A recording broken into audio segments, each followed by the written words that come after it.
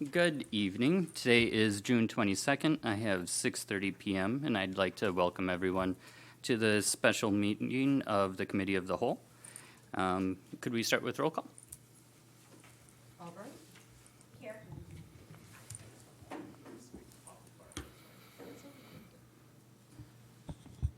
Albright? Here. Arnold? Here. Gray? Present. McCabe? Here. Modas? Here. Piperone?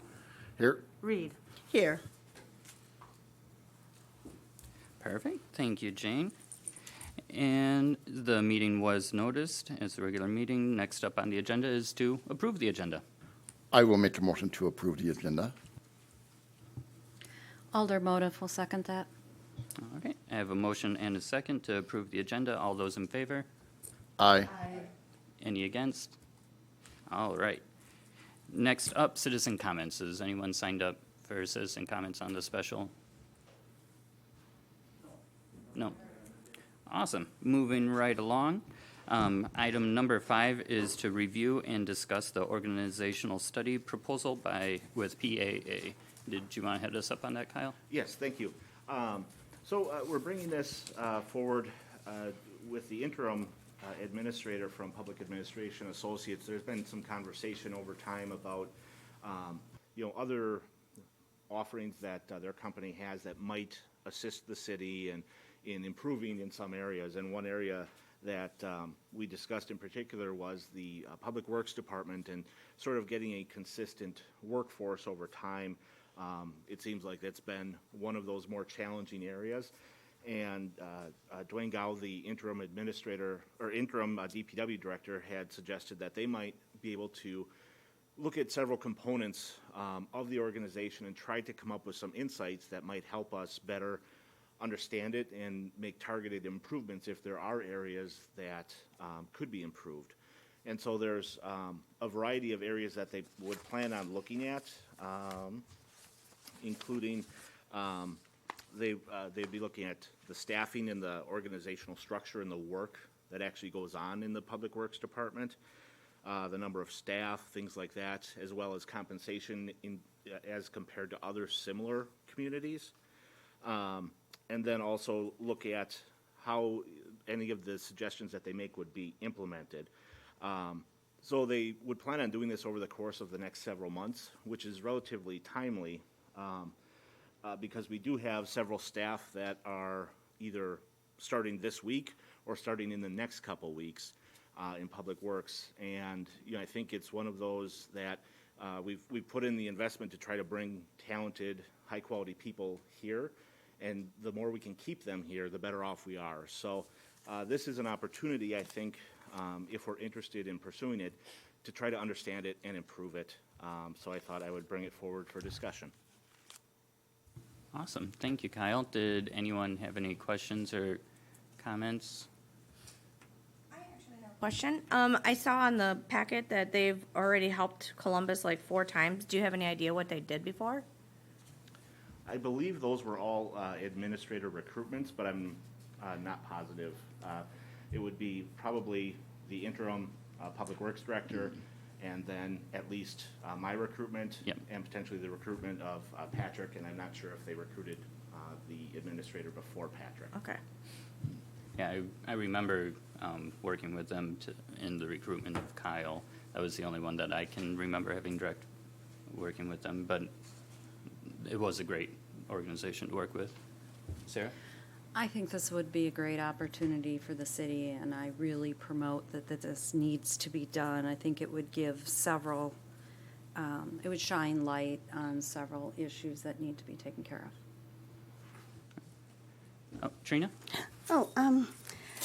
Goodness. While I have definitely enjoyed working with the organization in the past on their recruiting efforts, I guess I'm just not sure if it's a good use of funds in that we have just hired several new personnel for that department, and I really don't know what they are going to find with I guess I don't know what they'll have to find with interpersonal relations with having the new positions being so fresh. I just don't know if this is a good time for this to be their focus on trying to figure out how to make a better public works department. I can definitely understand where you're coming from on that. On the flip side, I think it's an excellent time in this, like, it's kind of both ways. Like, I can see where you're coming from with, new staff, if it not being relevant, but at the same time with new staff, I think in a way it's more relevant in order to get everyone on the same page and get working well. And I think one thing that we have to consider is Public Works works it alongside with other departments quite a bit. So it's not just going to be looking at Public Works solely. It'll be looking at how Public Works interacts with the rest as well, I believe. And Yeah, that's correct. And one of the strategies that they talked about in particular, as we discussed kind of the structure, is not just talking to the current employees in the department and not just talking to the new employees in the department, but really talking to everybody that touches the department all around and really trying to understand the department and what the expectations are and what their service delivery is, and trying to get a 360 view of it, I guess. So we can certainly wait. The only risk, I think, is that if the problems are recurrent, we're going to be losing people again, and we'll be back in the same boat of needing to try to figure out how to solve the problem without long-term staff. This could be the staff that we've selected could be the solution, but I think it's been over a number of years that it's kind of been a recurrent issue that we've been trying to fill positions. Paul? I would say that I think $7,800 is a lot of money. However, I think if we can try to find a solution to the problem that there is out there, and if we lose like one or two more people and you train them, that's easily $7,800 more. So if we can keep the people we have by virtue of this survey or the study, then I think it's $7,800 spent versus not losing a person and then having to spend more money to retain and recruit and. Trina? Yeah, I'm just still at the point that at this time, I feel like it's simply better to send out a direct survey to the department personnel, asking what it is they need. Do they need more part-time help? What are the just basic issues? I don't know if an outside group is needed at this time. I actually have a question. Have you talked to the people that currently work at DPW in regards to concerns? And then I guess my concern, I'm kind of leaning towards the way Trina is. Are they you can have a consultant come in, and they can make their recommendation, but are the current employees that are in charge of that recommendation going to follow it? I would hate to see the city waste the money on it if it's not going to go anywhere. Yeah, so we've talked to employees over time. We haven't done any in-depth studies or surveys or tried to create a kind of validated evaluation of maybe the service delivery here versus other similar sized communities. I think some of the common factors is the wanting to be paid more, dissatisfaction with the amount of overtime available, things like that. But I think the bigger thing that we'll never get from looking just internally is we can only really see what we see around us, but we don't know if there's other similar sized communities that are doing things vastly different than what we're doing. So I mean, we can keep doing what we're doing and try to make it better with what we think will be the solution. But many times when you look at if it's just straight money, that certainly has one aspect of satisfaction to it, but overall job satisfaction probably has a greater sticking ability to keep people here. If there's if they're overworked or if the jobs they're doing are better done by other structures or other departments, it'd be nice to know that and see how other people are more successfully, I guess, addressing those to keep a happy workforce. I agree. Like before I suppose probably a lot of the members of council weren't on when we did. I know Trina was. Like, we've talked about doing this on a grand scale in our city too before with all of the departments, you know, something similar to this. I imagine that would be at a much greater cost because there must be something other than money, or money is part of it, but it can also help us understand what the appropriate pay would be, what the appropriate structure or organization would be. I think it's something that needs to happen in Columbus, and I think the DPW is a department that in some ways has been struggling a little bit more than some of the other departments, so I think it's an ideal department to start with and try to discover. I know Mike has had his on for a while. Yeah, I think I would be in support of this. I think maybe the DPW employees might be more comfortable talking with outside group rather than internally. They might be more open and might have a better idea of how they're feeling. So I support it. Take that was I was what you going were. to say that, yep. Perfect. Is anybody else, or? Okay, so, well, this is also the, one of the first items on the regular agenda to approve for the regular meeting tonight. So what we need to do is decide if we want to move this forward to vote on in the regular meeting. So I will take a motion. I would personally recommend that we move forward with $7,800 spend and cut the five. If you haven't seen it, on page 13, I believe it is. Yep. There's the breakdown of what things cost. The last section is the public presentation for $500. I don't think that's really necessary at all in this situation, so I would recommend $7,800 personally for the motion. Does anybody have any questions on that before we move? All right, I will entertain any motions. Alder Moldif will make a motion to move this forward to authorize PAA to conduct an organizational/staffing review and analysis for $7,800. Alderman McCabe, seconds. Perfect. We have a motion and a second. Should we take a roll call on this one? This is just to really. Oh, yeah, just to move it. Yeah, next meeting we should take a roll call. You're right. We're not approving it, just moving it. All right, all those in favor? Aye. Any against? All right. We will, that is it for the special meeting of the Committee of the Whole. So next up, I will take a motion to adjourn. I will make a motion to adjourn. 8 seconds. All those in favor? Aye. And we stand adjourned.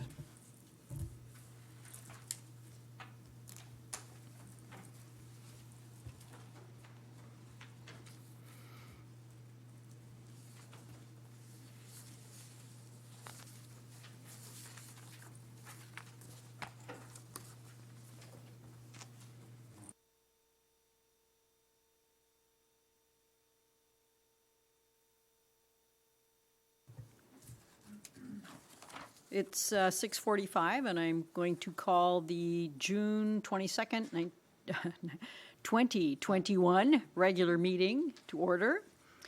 I want to welcome everybody who is here tonight. Our Deputy City Clerk, Jane Foodie, is going to take the roll. Arnold. Here. Gray. Present? McCabe. Here. Moldif. Pifferl. Here. Reed. Here. Albright. Okay, and if you are able, please stand for the Pledge of Allegiance. I pledge allegiance to the flag of the United States of America and to the republic for which it stands, one nation, under God, indivisible, with liberty and justice for all. Okay. And, oops, I have the wrong agenda in front of me. I have the, here we go. Regular meeting. Okay. All right. So, this meeting has been noticed in accordance with state statutes and local ordinances, and I am looking for a motion to approve tonight's agenda. Alder Gray will move to approve tonight's agenda. I will second that. It has been moved and seconded to approve tonight's agenda. Is there any discussion? All those in favor, please say aye. Aye. Any opposed? Okay, I don't believe anyone has signed up to speak tonight. Has anyone come in since I don't think so. Okay. Now I am looking for a motion to approve the consent agenda. Mayor Arnold, Yes. I have one potential correction. On the council meeting minutes, on number 1 on the weed commissioner, do we need to clarify that Director Gao is only going to be an interim weed conditioner, or weed commissioner? Good question, I don't know. So essentially, there's really no provision in the ordinance for interim versus regular. The intent is that at the next meeting, we'll be putting forward the new Public Works Director for approval as the weed commissioner. So I think in this time, it's probably okay to leave it as he's just the weed commissioner.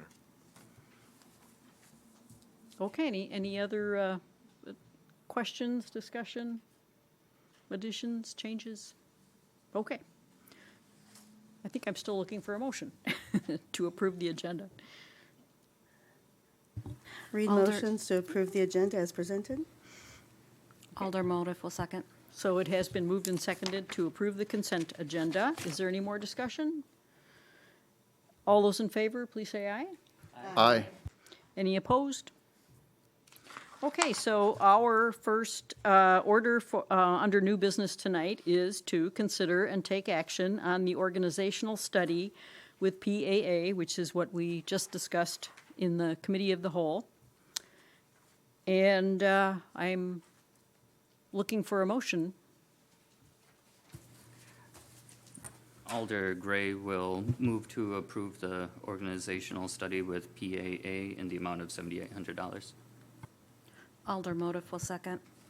It has been moved and seconded that we approve the organizational study with PAA in the amount specified. Is there any further discussion?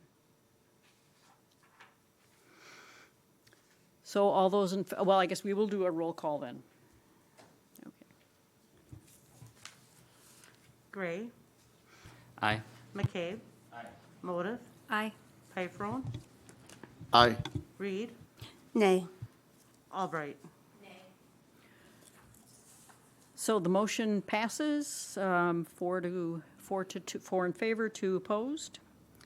And now we'll move on to number 3, consider and take, number 2, consider and take action on an assessor error as palpable error on parcel number 112111087.02. And Kyle, do you have some additional information on this for us? Just a quick recap, this is an assessor's error. Palpable error means it's kind of plain and obvious. So the request is to approve the refund in the amount of $6,179.17 to Capital Scale Properties. And then we will pursue the chargebacks to the other jurisdictions in the next year. And I think we talked about this earlier, and the information's in your packet. Are there any questions or any discussion on I have a this quick before question. we? Yes. Yeah, Reed had a quick question. So this is from just about a year ago, so I'm sure it's still fine. I'm trying to remember, is there a deadline for the paperwork requesting the refund for an error? I believe it's in October, so we have plenty of time. And if we miss this deadline, it simply moves the repayment back another cycle. Thank you. Oh, 2 years, okay. Okay, any other questions or discussion? And so I am looking for a motion.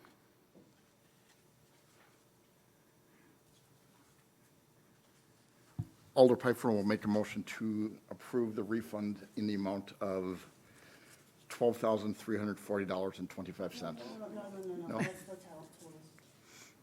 Like half of that. Okay, sorry. Alderman will make a motion to approve the refund in the amount of $6,179.17 to Capital Scale Properties LLC. Reed seconds. Okay, it has been moved and seconded that we take action on the assessor error, and as noted, all those in favor? Oh, we'll do a roll call. Yep. McCabe. Motive. Aye. Pifero. Aye. Reed. Aye. Albright. And Gray. Aye. Motion passes. And now we will move on to number 3, Resolution 14-21, CMAR 2020 for WW, I think there are only 2 W's there, WWTP.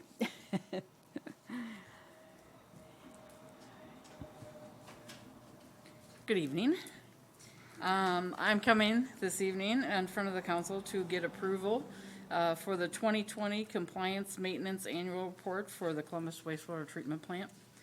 If you have had a chance to review the report, you'll find the facility received perfect scores throughout the report, with the exception of the first section, influent flow and loading. First, on June 10th, 2020, Columbus had 4 inches of rain in a 24-hour period. This caused us to exceed the design BOD loading of the plant that day. The next exceedance was the month of August, where there was unusually high concentrations of BOD throughout the month, which also caused an exceedance of the design BOD loading. I have checked with the former operators in search of an answer as to why the BOD may have been high during this time. They felt there might have been a septic hauler that was dumping higher strength waste at the plant at the time, but they're not sure if this is actually the case or not. So going back, the first exceedance, the 4 inches of rain in the 24-hour period, was not preventable. The second exceedance of our design BOD loading, I feel it is inconclusive as to why there was high concentration of BOD in the influence samples that month. However, we are looking into economical ways of sampling the septic haulers and developing a sampling plan to monitor not only BOD but phosphorus concentrations in individual septic loads. Overall, the Columbus Wastewater Treatment Facility received an excellent rating with a grade point average of 3.92. No actions are required by the governing body or owner if the grade point average is greater than or equal to 3. Regardless of the grade point average, we are required to get approval from the governing body. Does anybody have any questions or comments? I'm sorry to ask this, but what does BOD stand for? Biological chemical oxygen demand, and it's basically the strength of your wastewater. Okay. So BOD will tell us if there's high strength or low strength wastewater. We test for it 3 times a week generally, and so that's what was required by the DNR, is to sample 3 times a week our influent coming into the plant, and it tells us what our strength is. We also measure pounds per day, and that is a formula we figure out by how much water is coming in the plant times your BOD strength times 8.34, and that gives us a pounds per day. And so the 4 inches of rain sent a lot of water coming in through the plant, and that gives us a high pounds per day formula. So our normal BOD, we could have had a normal BOD strength that day, but because we had a high flow that day, it caused a high pounds per day total loading on the plant. If we are having septic haulers dumping large strength, high strength BOD, maybe some milk is high strength BOD, something that has a high carbon content will have a high BOD. So we need to probably start sampling more often our septic haulers coming in It costs money to sample each septic hauler, money, time, and we don't have personnel to do these things. But we're looking at ways to do this economically so that we can get a better grip on what's coming into the wastewater plant, because these septic haulers come in all day.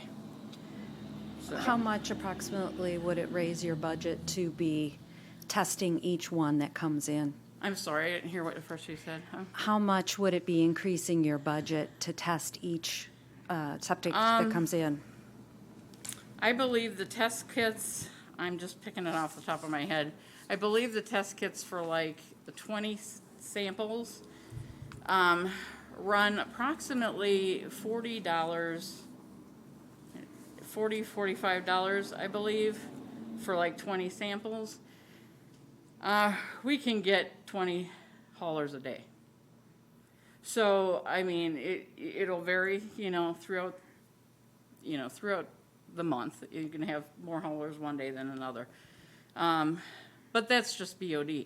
So then, if we wanted to test phosphorus, because we now have a higher limit, or a lower limit to meet on phosphorus starting July 1st, which we should be keeping track of what the haulers are leaving us with phosphorus, because these will be like detergents and that sort of thing.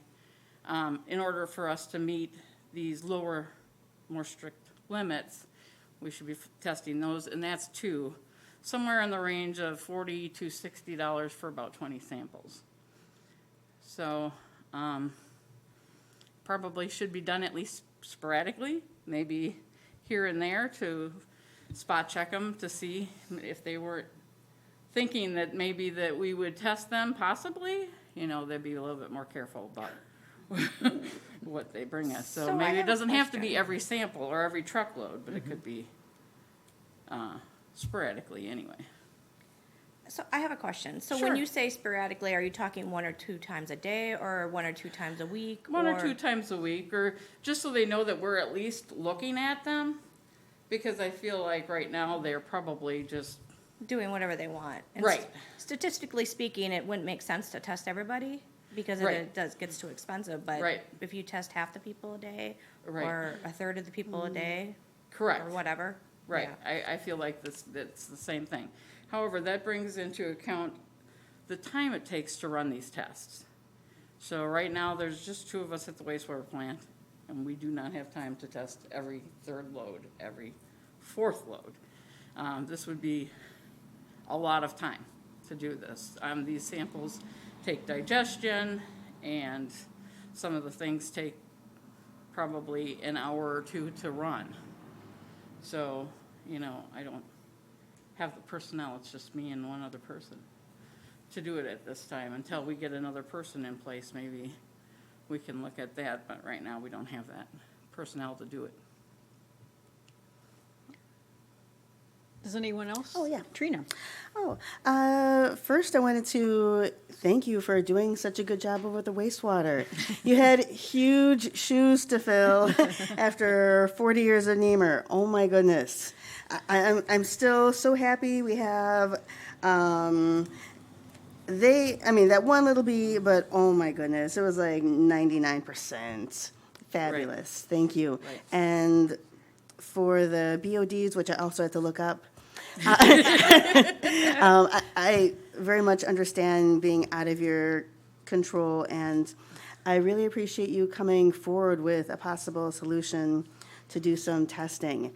And I don't know if it would need to be once a week, 5 times a week, because 5 times a week would be $500. But at least once a week sounds like a wonderful plan, just so it becomes, Right. that there's an awareness put out there. Right, we feel like we need to start looking at these haulers and what the waste is they're leaving us, so, we want to do something, it's just, how much can we do? And thank you for your compliment. Yes, ma'am. Thank you. Does anybody else have any questions for Katie? Thank you so much, and I guess I'm just sort of tickled to see that you get a grade point, and that you have a GPA of 3.92. I so know, I that- wish it would have been 4. Maybe next year we can get a 4. That's an A minus. That's pretty darn good. Thank you so much. So what you are looking for, or what we need to do tonight, is to approve the Correct. compliance Yes, I maintenance just annual need report. approval and a resolution for the CMAR. Okay. So I am looking for a motion. Alder Gray will move to adopt Resolution 14-21, accepting the Compliance Maintenance Annual Report. Reed seconds. It has been moved and seconded to accept the compliance maintenance annual report and to move forward with the resolution number 14-21. Any further discussion? And should we do a roll call? Do we? No, okay. So all those in favor? Aye. Any opposed? So the motion passes, and thank you so much. So item number 4 is taking action on the CHLPC to, their plan to remodel the Rest Haven restrooms. And last week, we had a presentation from a couple people from HLPC who showed us some pictures of the bathrooms as they are now. If any of you have been down there to see them, you will agree that there is definitely some action needed. So does anyone have any questions or any discussion on this item? And if not, I'm looking for a motion. Oh, I suppose I'll add that I'm thrilled that the HLPC will be undertaking the bathrooms, most likely. It's one of those things where so much beautification has gone into the outside and safety improvements with the stairs. And now this will be just like, when people, judge a restaurant by its bathroom. Now it can be truly glorious. Good point. And I couldn't agree with you more. So now I'm looking for a motion. Alder Gray will move to approve the CHLPC Rest Haven bathroom renovation. Alder Albright will second that. So it has been moved and seconded to approve the CHLPC. Is this it's a proposed certified local government grant. Is that correct? Did I get that right? They're starting by just investigating and Just the looking- application of the grant. Okay, so, Well, it's not just a grant. The CHLPC will be actually seeking donations for it. They do have some money in the Rest Haven Fund already to pay for what their next step. They're going to be hiring architects and things to draw plans and figure out the scope and what the cost will be. And then they'll seek more donations to finish because they don't have enough in the Rest Haven Fund to do the full remodel.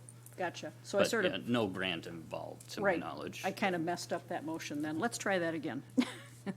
Okay, so it has been moved and seconded to take action on the CHLPC remodeling the Rest Haven restrooms. All those in favor? Aye. Any opposed? Okay. Okay, then the next thing is consider and take action on CHLPC request to apply for the state grant. So I was a little ahead of myself there. I was on the wrong one. So I know we also talked about this at our last meeting, and we have some information in our packet. Matt's here if anybody has. Is there anything you want to add, Matt, or maybe? There we go. So what was approved was, at the last meeting, was essentially to move forward with the letter of intent, which needed to be submitted by June 14th. And I worked with John to submit that letter of intent. So right now, we basically have a place to apply for this grant in December. Okay, So I don't know if there's really any formal action that probably is needed tonight, but I think it's just an update from what happened from the last meeting. Okay. Or do we need action? I'm sorry if I misspoke. So, I mean, I think if there was permission granted, then now would be the time.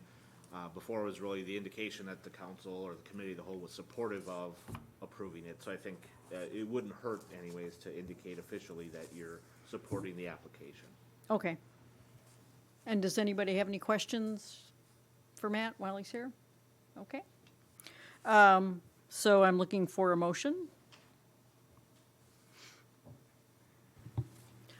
Alder Motif will make a motion to grant permission to the HLPC to submit a letter of intent for the CLG grant for the development of design guidelines. I will second that. So it has been moved and seconded. Do you think, are we? Just one quick thing. Okay. Should we approve them applying for the grant overall? Because if we only approve the letter, would we then have to approve when we apply in December again? I guess my only concern was if we haven't seen the actual grant application. I mean, we're supporting the letter of intent, which tells us what generally we're doing. And there's enough time between now and December to see the actual grant application, but it would be up to the council if they wanted to just go forward and approve it and authorize them to go ahead, or if you'd rather see it back and make sure it kind of matches your intent and tweak it if there are any aspects you'd like to see. Yeah, I would just also add that most likely you're gonna have to approve something when we apply for the grant, because more often than not, you have to submit some sort of resolution that was adopted by the council. So I think Okay. more than likely, you're gonna see something back on the agenda when a formal submission is submitted. So really what we're doing, I want to make sure I've got this. Yes, it's just what, okay. So it has been moved and seconded, I believe, okay, to approve CHLPC's request to apply for the state grant. Is there any further discussion? All those in favor? Aye. Any opposed? Okay. And now we're going to move on to number 6, to consider and take action on CHLPC's request to establish a facade grant program. And again, Matt, do you want to? Really, the big development since the meeting on June 8th is the draft resolution that you see in your packet. City Attorney Paul Johnson drafted this. Really, I think when staff reviewed, the only edit was to item number 4, where we clarified that they can only exceed $10,000 if it's approved by council. So I guess with that, I will open it up to any questions regarding this resolution. I'm not seeing item number 4, I don't think. Oh, okay, it's, 7 are sort of the same thing. it, yeah, Oh, so, 7 is just the resolution. okay.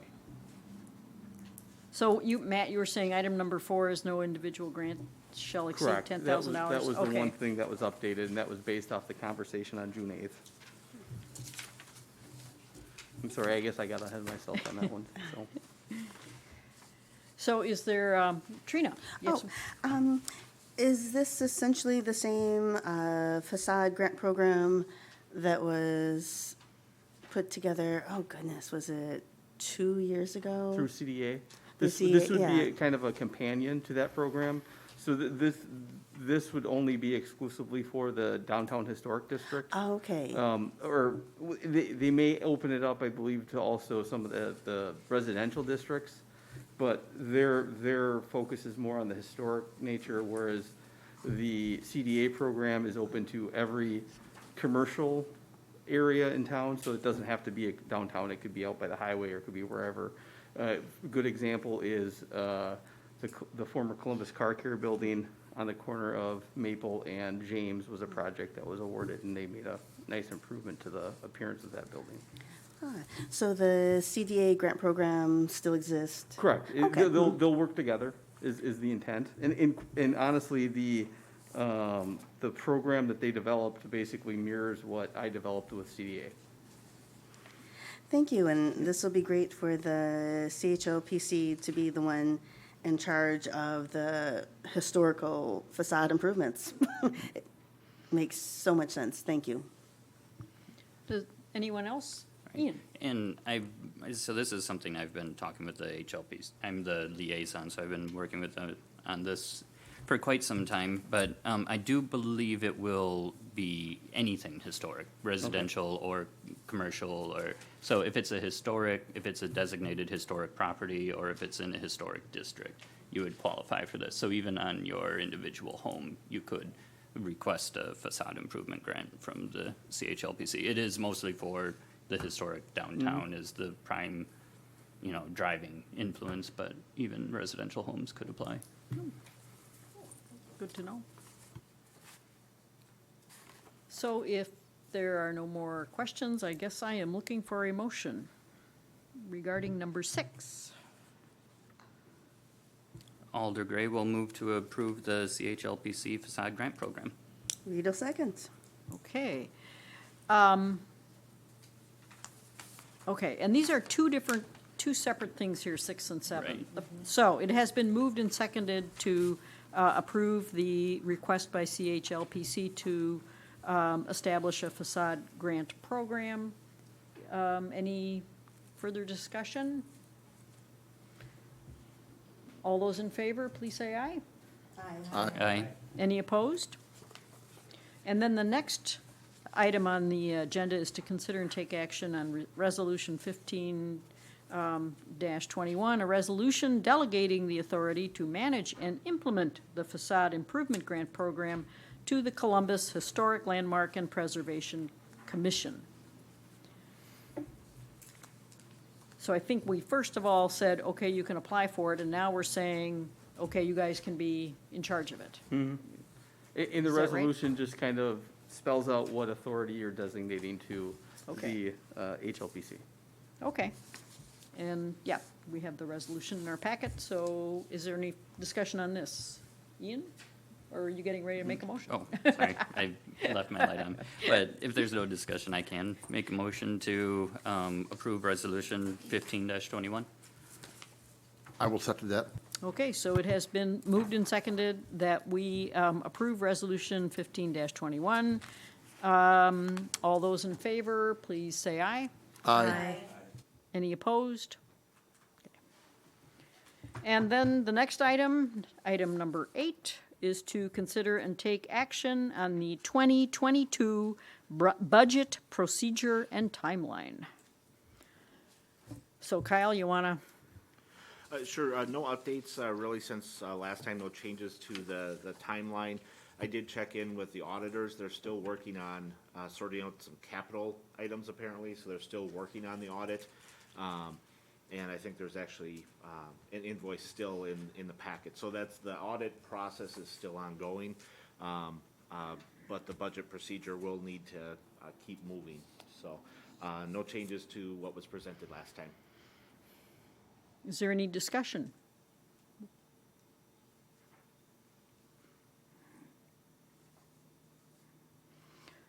So tonight, what we would be doing would be the very first part of this whole process, which is just to approve the procedure and the timeline. Okay. Alder Motif would make a motion to approve the 2022 budget procedure and schedule. Alder Piper will second that. So it has been moved and seconded that we approve the 2022 budget procedure and timeline. Any further discussion? All those in favor, please say aye. Aye. Any opposed? Okay.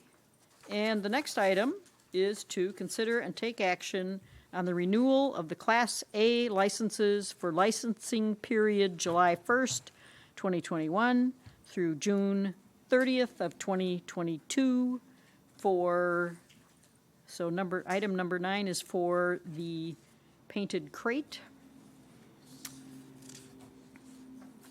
Is there any discussion on that? Any questions? Okay.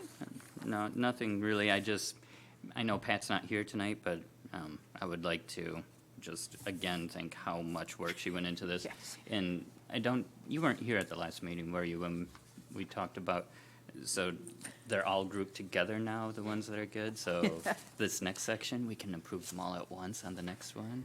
Yes. Isn't that awesome? And I was amazed when I read the packet and delighted.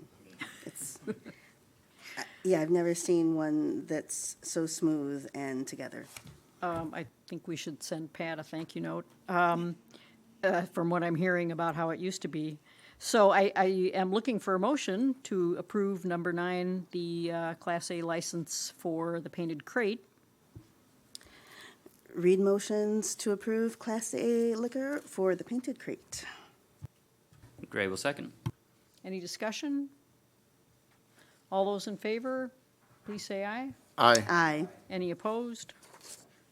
Motion carries. And the next item, number 10, is to consider and take action on the renewal of Class A licensing for the same period, July 1st, 2021, June 30th, 2022, for the following establishments. And then there is a list of 6: Landmark Services, Chester Bandits, the Dollar General Store, the Quick Trip, Ultramark Foods, which is also, I guess, Pick and Save, and Walgreens.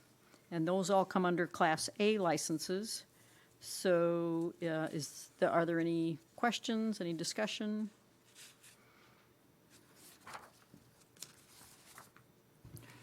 Alder Gray will move to approve the Class A licenses for the businesses read.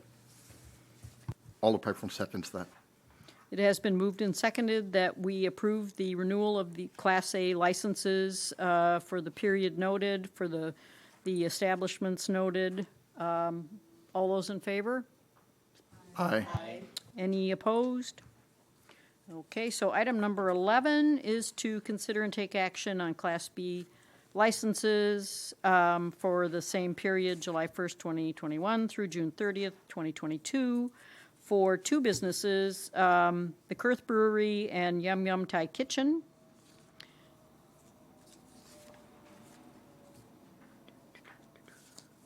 So is there any discussion, any questions? And if not, I'm looking for a motion. Alder Gray will move to approve the Class B licenses for the period of July 1st, 2021 through June 30th, 2022 for the Kurth Brewery and Yum Yum Thai Kitchen. Alder Piper will second that. It has been moved and seconded that we approve the renewal of the Class B licenses for the period designated for the 2 establishments named. Any further discussion or questions? All those in favor, please say aye. Aye. Any opposed? Okay, and now we're moving on. Item number 12 is to consider and take action on the renewal of Class B licenses for the same period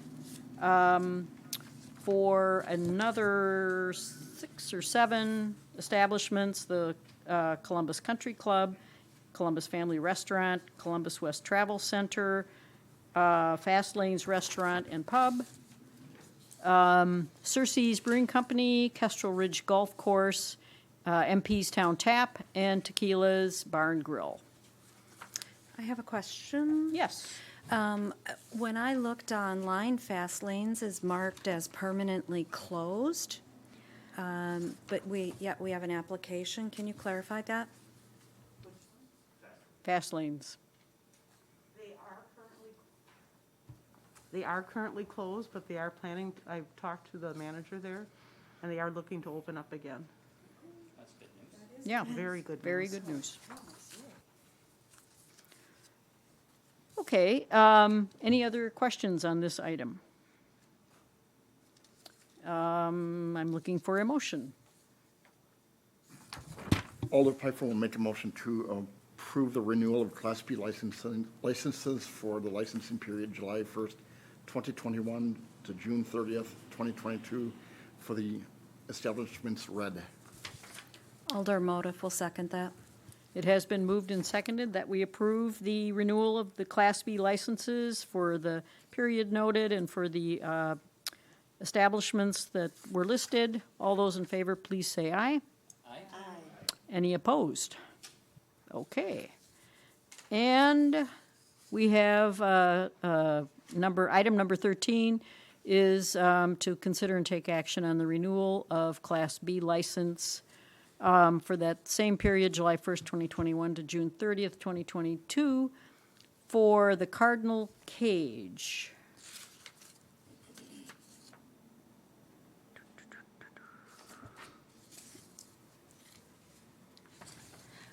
And, oops.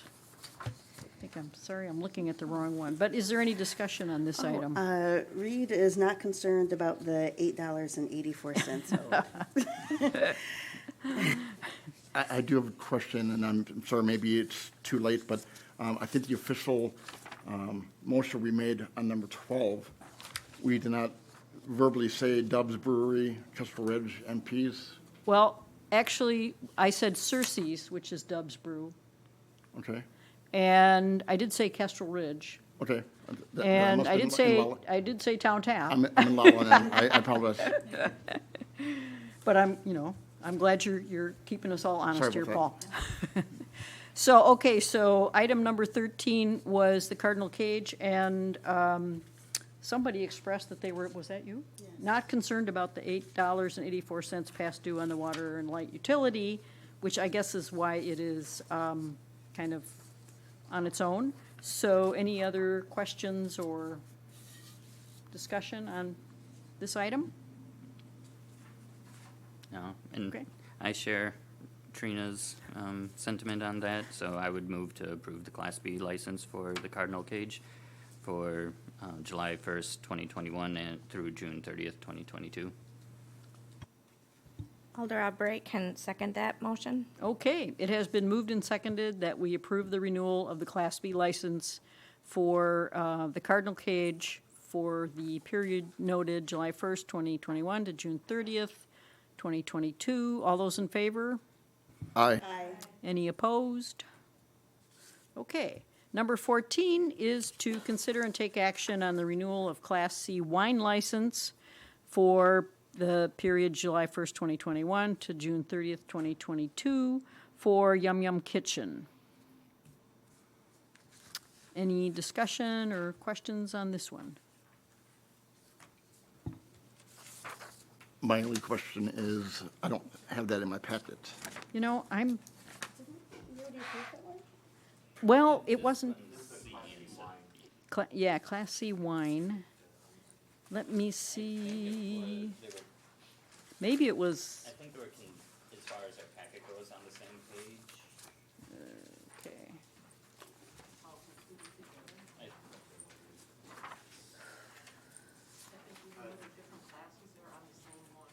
Right, yeah, they're, It's on the same renewal application for Class B beer and Class C wine. Okay, thank you. Okay, where were we? Look, love all these pieces of paper. Okay, so, any other questions on number 14? So can I get a motion? Reed motions to approve Yum Yum Thai for Class C wine. Gray will second. Okay, it has been moved and seconded that we renew the Yum Yum Kitchen's Class C wine license for the licensing period July 1st, 2021 to June 30th, 2022. Any further discussion? All those in favor, please say aye. Aye. Any opposed? Okay, number 5 now, or I'm sorry, number 15. Now we're getting down to tobacco licenses. And we have those in our packet. Well, now wait a minute here. It's just a list. It's just a list. Okay, here we go. So we will be considering and taking action on the tobacco license renewals for the 2021 to 2022 licensing period for looks like 7 different establishments: the Senex Convenience Store, Chester Bandits, Dollar General, Quick Trip, Walgreens, the Cardinal Cage, Columbus West Travel Center, and Kestrel Ridge Golf Course. Is there any discussion on this item? So I'm looking for a motion.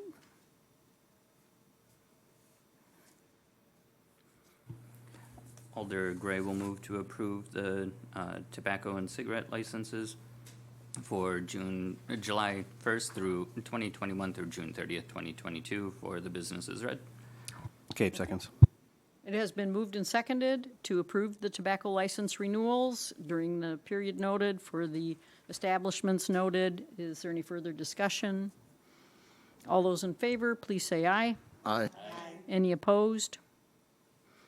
Okay, that passes, and we'll go down to number 16, which is to consider and take action on new operator licenses for the 2021 to 2023 licensing period.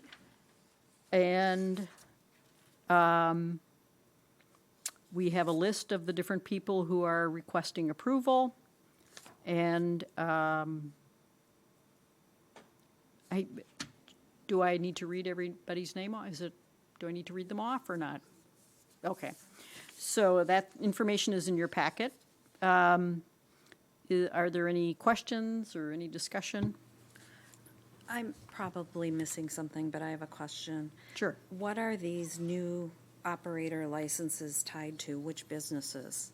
Well, they're not actually tied to businesses. Okay. We haven't listed that, because when you get an operator's license, you can actually bartend anywhere in the municipality limits.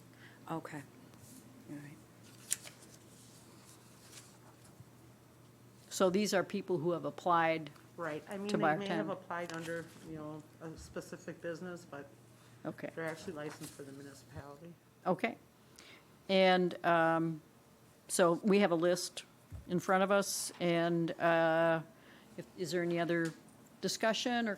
Oh, no, I forgot I still had my light on. Okay. I was going to answer, I was going to answer the last question, because my second job ever was bartending. So yes, it's not business dependent. Okay. So now I'm looking for a motion to approve the new operator licenses. Alder Pfeiffer will make a motion to approve the operator licenses as read.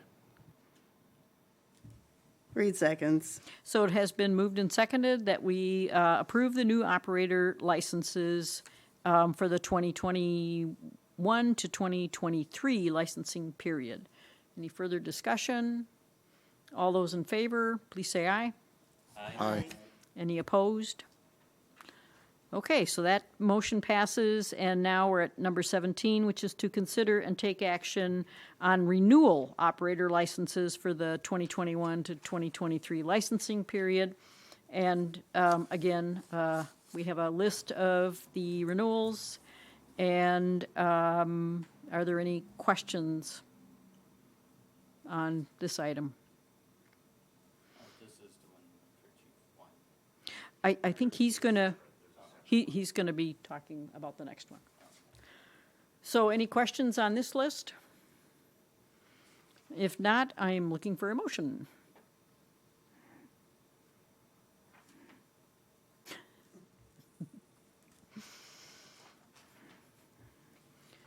Alder McCabe will make a motion to approve of the renewal operator licenses for licensing period 7/1/21 through 6/30/23. List shown. Alder Pfeiffer will second that. Okay, it has been moved and seconded that we approve the renewal operator licenses for the period noted and for the names of the people in our packet. All those in favor, please say aye. Aye. Any opposed? Okay, and I think the next item, we're going to have Chief Weiner fill us in a little.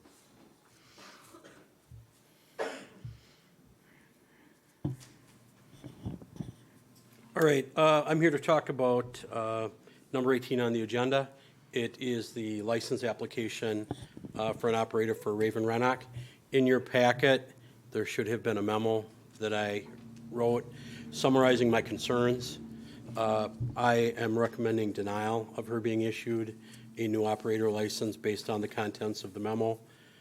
There's some criminal conduct going back to 2012 involving violence, disorderly behavior, and other things. A recent arrest from May 4th of this year involves drugs, resisting arrest, driving while drugged, possession of drugs. And just this afternoon, I was able to get my hands on that actual report, and there was additional conduct in there that is just, I don't think, we want our bartenders and operators to be responsible. They need to make important decisions. They need to follow the law. They need to exercise good judgment. And based on all the information that I've seen and reviewed, I don't believe that recommending a license for her would be appropriate. Okay, thank you very much. Anybody have any questions for Chief Weiner?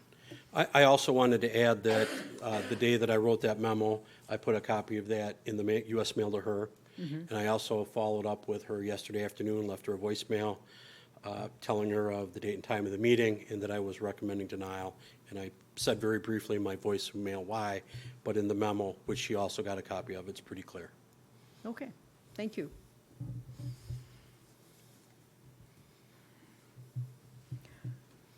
So we need to consider and take action on this application.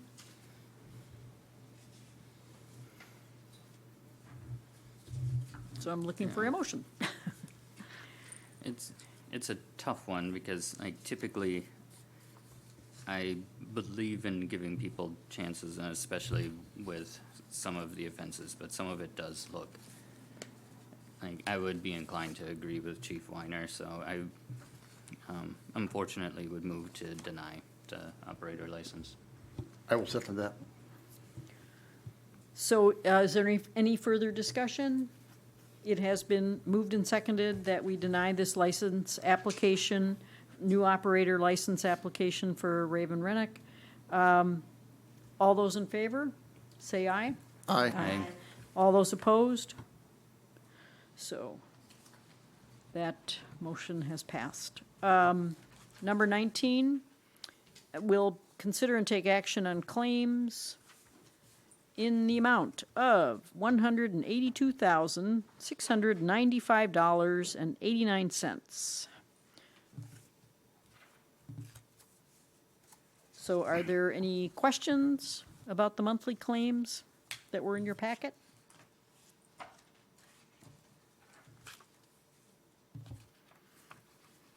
Any discussion? Okay. Do we do a roll call on this? Okay. So I am looking for a motion. Alder Piper will make a motion to approve the claims in the amount of $182,695.89. Alder Motif will second.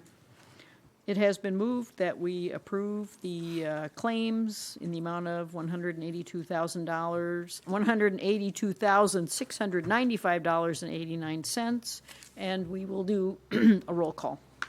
Motive, Aye. Pifferone, Aye. Reed. Aye. Albright. Aye. Gray. Aye. McCabe. Motion passes. And so now we're moving on to reports of the city administrator and the mayor. I'm going to let you go first because I can't find my paper. Thank you. A couple items tonight. The Highway 89 project we've talked about a couple times. Just learned last week that there's a small setback with some property and the process to acquire it.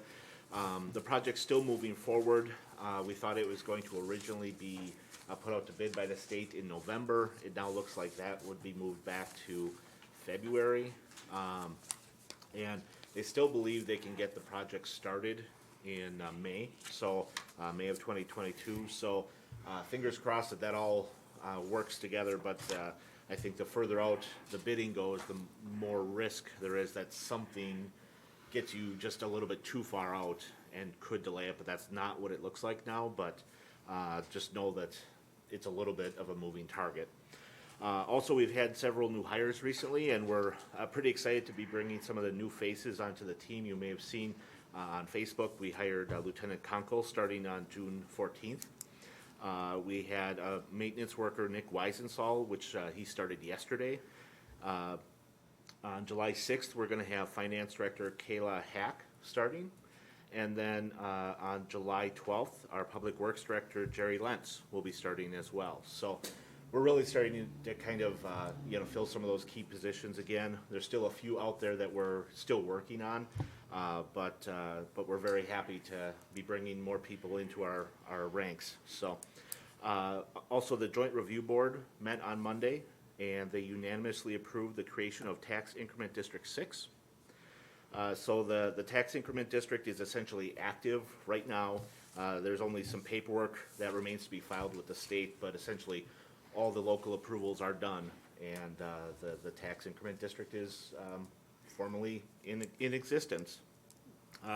The final thing I'll just mention is that with the 4th of July falling on a Sunday, just a reminder that it's a city holiday the following Monday. So July 5th will be a city holiday.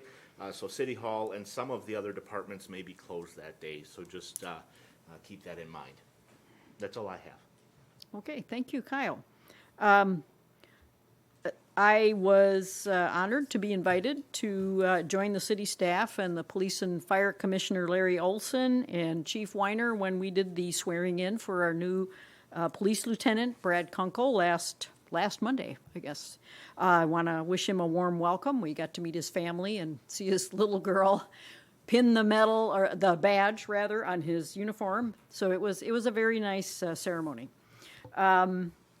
I attended the farmers market last Wednesday for the first time. I was really impressed with the variety of produce. I got some great strawberries. There were other edibles there and offerings from local artists, so I ended up spending a nice chunk of change. It will be happening again tomorrow and every Wednesday from 3 to 6 at 150 North Ludington Street downtown, kind of right across from the Town Tap, in that little sort of parking area next to the old bank building. I should know what it is now, but I'm sorry I don't. It's great to have this in our city. I'm going to encourage everybody to please go and patronize them, support this local endeavor so that we can continue to have a farmer's market here. And if you Google them, it'll take you to the Facebook page, and sometimes they have more information there that tells you what they're actually going to be selling.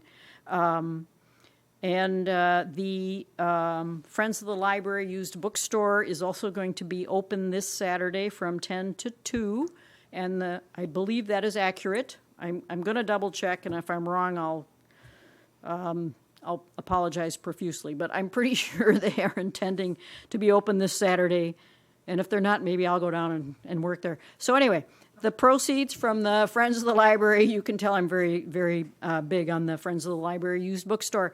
We're so lucky to have a little bookstore here in Columbus, and it'd be nice if we could even be open more often. The prices are wonderful. If you haven't been there, you can buy a bag about this size for $5 and fill it with as many books as you can cram in there. And that is quite a bargain. And they have a lot of kids' books, so all the proceeds go to support local library programming. And they have, DVDs too there too, all at bargain prices. I'm just going to mention, I want to congratulate long-time resident, former Columbus High School teacher, principal, and superintendent Dick Mortimer, celebrated his 100th birthday last weekend, and one of his kids was in my high school class. I helped him celebrate. It was wonderful to see him. He's in great shape, and it was really nice chatting with him. So happy birthday, Mr. Mortimer. And this will be the last council meeting we have before the 4th of July, so I hope everybody has a healthy, safe holiday. Don't forget your sunscreen. Don't forget to hydrate. Don't forget your designated driver if you celebrate. Also, I want to remind you, I want to thank the City Hall staff, the clerks and the poll workers who were at the Senior Center for voting was that last Tuesday? I guess it was, for the special election for Assembly 37, District 37, and then the actual this was the primary that we held last week. The primary will be, or the actual election will be held on July 13th. And actually, it looks like both candidates for this assembly seat are from Columbus, which is a little unusual, because Watertown is definitely the biggest city. So right now, the last I heard, and I know the race was kind of close, but the last I heard, the two candidates are William Penterman and Pete Adams. So don't forget to vote. This is an important election.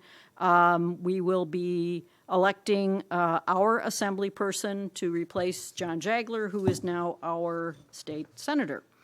Also, I was invited by the Oddfellows to tour the butterfly garden, which they have established in some city land that's out by the wastewater treatment plant. And I was given the tour by Winfield. I forgot his last name. I think it's McDonald. Yes. And it was very interesting, and I enjoyed it very much, and look forward to hearing more about this interesting use of city property. And that's all I have.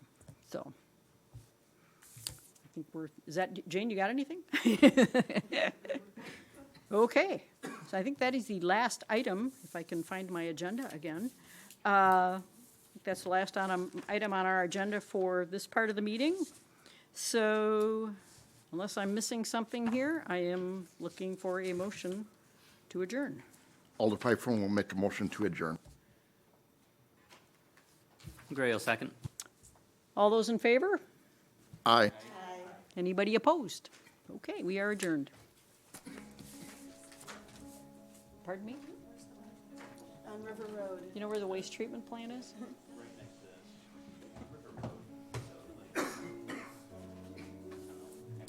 It's the last road on the right side when you're heading out of town. Down 16. Do you know where the dump is?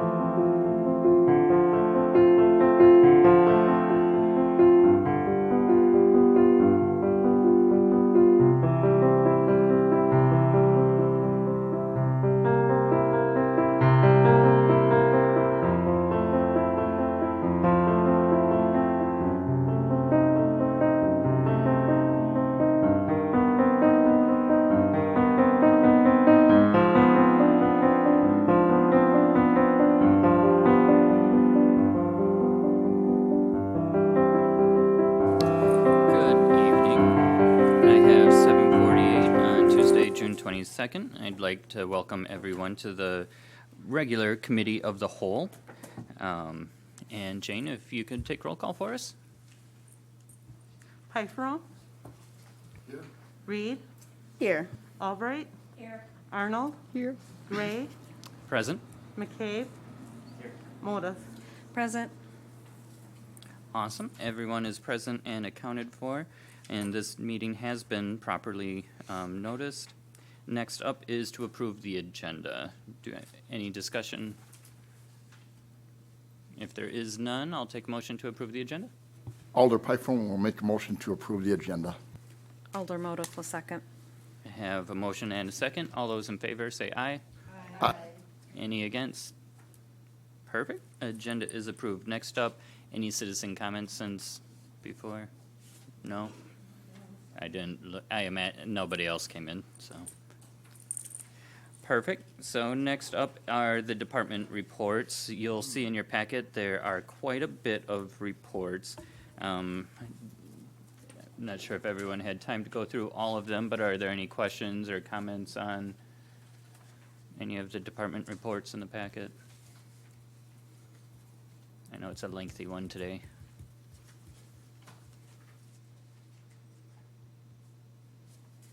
Does anybody want a minute to look at them, or are we good to move forward?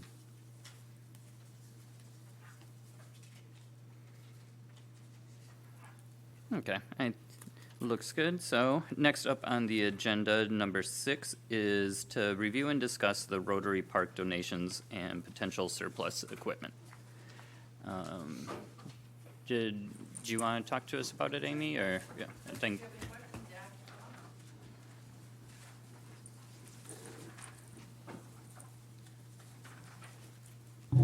Ooh. Hello. Snow lit up there.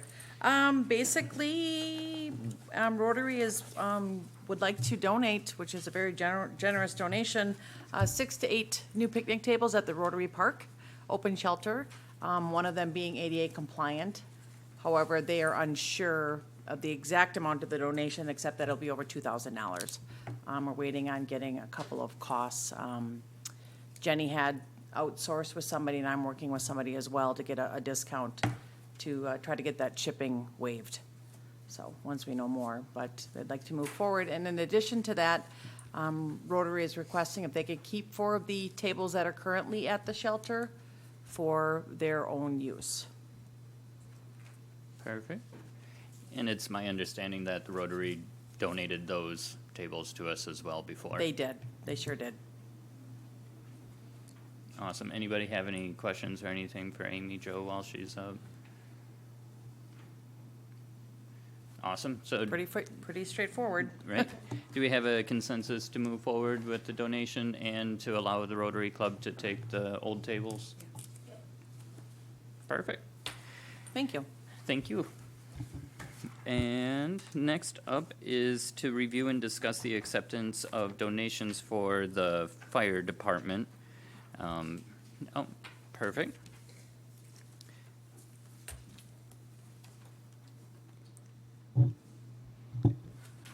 Oh, good evening. I think it's pretty self-explanatory in there. The council accepted a $20,000 donation last August. I can't imagine that if we get any more donations that you're going to say, no, we don't want it. So I guess what I'm looking for is to, I don't know, pre-approve or pre-authorize any future donations for that purpose, for the antique truck restoration. Awesome. So. Thank you so much. So basically, he's asking us just advance permission to accept donations, because normally they would have to come in front of council and say, you know, so-and-so is donating so much money, and council would have to approve it. This way, they can just continue to take donations for the fire truck restoration. Trina? Oh, no, you just clarified. I was going to double check to make sure it was just donations for the one item. I'm sorry, what? Oh, it was clarified, but I just wanted to check to make sure we were pre-approving any donations for the restoration of that For the one truck. restoration of the antique truck. Awesome. I'm just sort of curious about, it's such an interesting looking antique, and it has history. It was actually used here in Columbus, is that right? Yes, it was housed right where you're sitting. Really? The fire station was a part of City Hall, and it had 3 bays, and if you look at the 3 windows here behind you, those were the 3 bays. The floor obviously was much lower.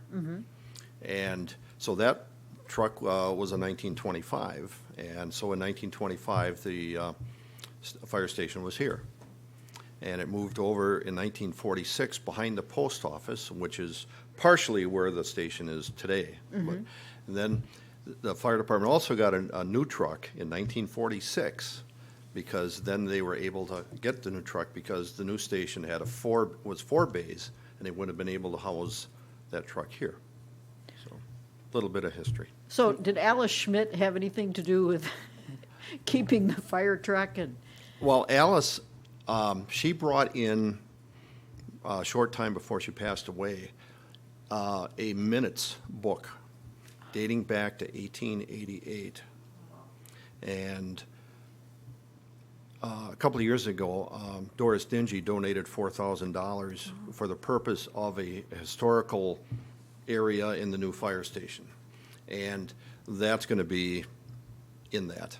Wow. And, yeah, I really like history, and when you go back to 1888 and look at the minutes from the meetings, it's, Oh, yeah. unfortunately, the binding on the book is not in good shape, but at least we can have it there and probably keep it under glass because it's so fragile to begin with. Okay, well, thank you so much. Okay, thank you. Yeah, that's awesome. Thank you so much. Thank you. Did anybody have any questions or comments? I assume we are all in agreement to move that forward and allow future donations. Awesome. So then, next up is to review and discuss the media coordinator position description. Kyle and Jane passed out a new one to us just a bit ago. Did you want to head that up for us, Kyle? Yeah, so a lot of it was covered in the memo, but essentially the Cable Commission has the role to make recommendations about what they'd like to see, but they don't have the approval authority. That lies with the City Council. In talking with the Cable Commission, they were very interested in someone to manage the cable website and resources, cover and broadcast city news and events, broadcast useful information for residents, and create content for the channel. They also highlighted video editing was something that they were interested in highlighting as a qualification. On the city side, we were looking, because it's a shared position, the city was really looking for enhancing the media coordinator's role in communicating information to the public really across platforms to ensure there was more timely, relevant, and accurate information disseminated regarding the city. I think that's something we hear on a recurring basis is people want more information and they want it in different methods and different formats. And so that's, I think, the opportunity that we took. And in the packet, there was the original draft. Last evening, we met with the Cable Commission, which Paul also sits on, and they had a few more suggested changes, so I thought I would just include those. That's what you have in front of you tonight with the track changes. After discussion, there was some conversation about, is media coordinator really the right title? Are we conveying the right position with the right title?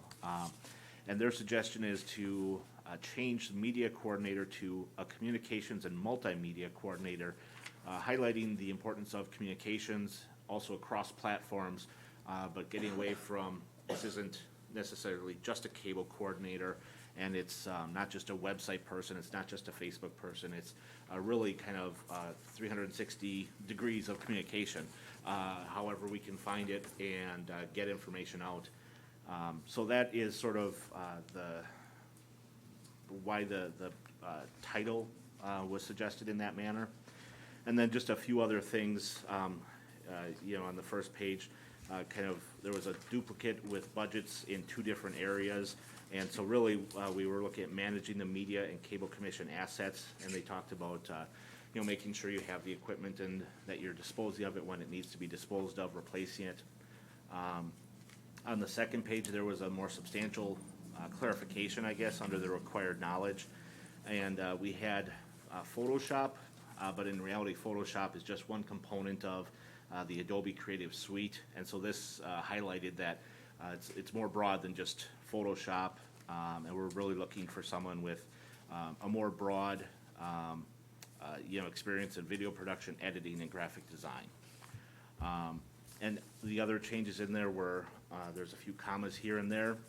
And then in the environment, we also changed that the noise level of the work environment is usually moderately quiet, although it could be loud or noisy when filming special events or performances, which I think matches some of the changes that we made to the production specialist as well. So this is kind of the latest and greatest recommendations from the Cable Commission as it relates to the position description that was in the packet. Awesome. Thank you so much, Kyle. I have a question. On the revised copy you gave us tonight, there's no salary listed. Has the salary remained the same? So the salary that is on the council packet of $44,000 to $48,000 is the range I believe we should be hiring in. That's the range that the previous position holder was in that range. The conversation at the Cable Commission revolved around whether or not we should list the salary. As far as, I listed it on your copy as an example of the range. That salary doesn't actually get locked in on the position description until you actually accept the job, and then your starting salary is on there. So, I mean, it remains an open question in recruitment if we should just say dependent on qualifications and experience, or if we should put numbers out there so that people know the range. And I think there's arguments on both sides, and I don't know that I have a very strong preference on one side. I just do tend to lean towards, if you put a number out there, at least there's no surprises, and people are hopefully not upset that they wasted time on a position that might be 10,000 less than what they would accept. Right. I'd be inclined to agree with Kyle on that. Like, the description, if you are someone qualified in a lot of these areas, you might expect something much higher or a much more intricate or role than what we really need the position to fill. So I think putting that salary range is important. So, I mean, we want to attract as many qualified people as possible, but we don't want to attract someone that's expecting to make $75,000 a year in a position that we can't afford to pay that and doesn't really merit it with the. Go ahead, Trina.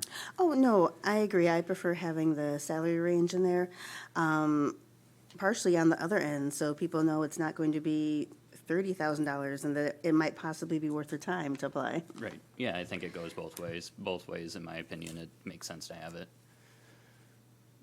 Anybody else have anything? Personally, I think all of the revisions that the cable company came up with are great, so I'm happy with it. Is everybody else happy to move that description forward? Perfect. So that will be moved forward. Then next up on the agenda is convene to close session. Per 19.851E, deliberating or negotiating the purchase of public properties, the investment of public funds, or conducting other public business whenever competitive bargaining reasons require a closed session, specifically the sale and purchase of public property in the city of Columbus. Do I have a motion to convene? Holder Motive will make a motion to convene to close session as per 19.851E. I will second that. Perfect. We have a motion and a second. All those in favor? Aye. Or roll call for that one. Okay. Reed? Albright? Arnold? Gray? Aye.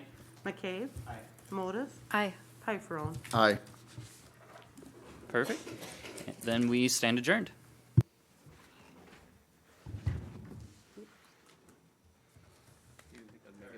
Sorry, not adjourned. We are now in closed session, but we will not be coming back on the air as we have nothing further to do right after our closed session.